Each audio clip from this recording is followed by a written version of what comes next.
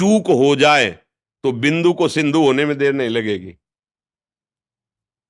ये विकार सदैव मन में स्फुरित होते रहते हैं।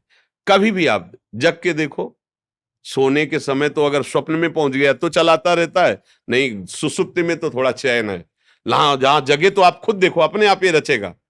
कोई द्वेष किया व्यक्ति उसकी चिंतन होगा, कोई राग किया उसका, कोई भोग का चिंतन, कोई ऐसा, बस ये लगा रहता है, इसको कभी चैन नहीं मिलता, ये चलता रहता है।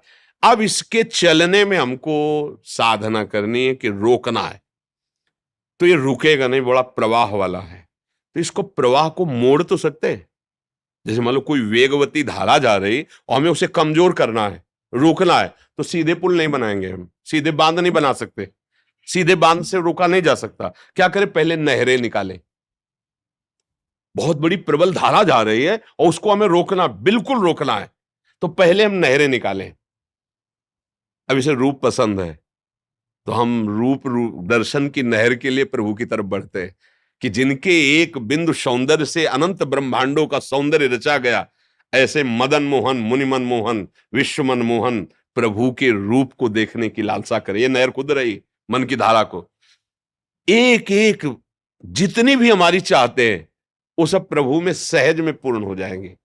अब हम नाम जप शुरू करते हैं, संत संग शुरू करते हैं, भगवत लीला गायन, भगवत लीला श्रवण, ठाकुर सेवा, दूसरों का हित, ये मन की नहरें निकल गई रोकने के लिए। अब जो एक धीमी धीमी धारा चल रही, अब विवेक रूपी बांध लगा दिया, अब वो उफान नहीं मारेगा क्योंकि नहरें हैं, ये पानी नहरों में बढ़ेगा। क्या, अब मन की चाल नाम जप में जाएगी, लीला गायन में जाएगी, रूप ध्यान में जाएगी, ठाकुर सेवा में जाएगी, समाज सेवा में जाएगी। अब उसका वेग बट गया। अब ये तो कुछ कर नहीं रहे, तो सीधा वेग जा रहा, उसके मन में आया कि हमें भोगना है, तो चाहे हम जेल जाए, चाहे ये नष्ट हो, मुझे भोगना है। अब क्योंकि धारा है, अब रोक नहीं सकते तुम, वो वेग है, उसको विभाजित नहीं किया। अब हम चतुरता पूर्वक विभाजित करें, जिसे भगवान कहते हैं अभ्यास योग युक्तेन चेतसा नान्यगामिना। ऐसा अभ्यास करो कि चित्त कहीं जाने का रास्ता ही ना रह जाए। वो यही है, नाम जप में, ठाकुर सेवा में, साधु समागम में, माता पिता गुरुजन परिवार सबकी सेवा करने में, धर्म पूर्वक धन कमाने में, जो तुम्हें ड्यूटी मिली है, जो भी मिली है, व्यापार नौकरी जो भी, ईमानदारी से उसको करो, वही पूजा बन जाएगी।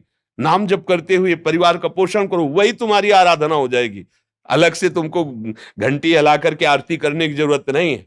अगर तुम अपने जिस पद में हो उसी पद का ईमानदारी से प्रयोग करो और लाए हुए धन के द्वारा परिवार का पोषण करो, अतिथि सेवा करो और भगवान का स्मरण करो, सब कर्म भगवान को समर्पित कर दो, महात्मा हो गए। बात समझ में आई? मन के जो गंदगी विचार आते हैं उनको अगर दंड मिले ना, तो हम लोग नरकई में पड़े रहे। ये हर क्षण जाल बुनता रहता है।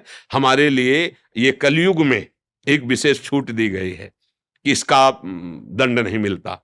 कलिकर एक पुनीत प्रतापा, मानस पुण्य होई और नहीं पापा।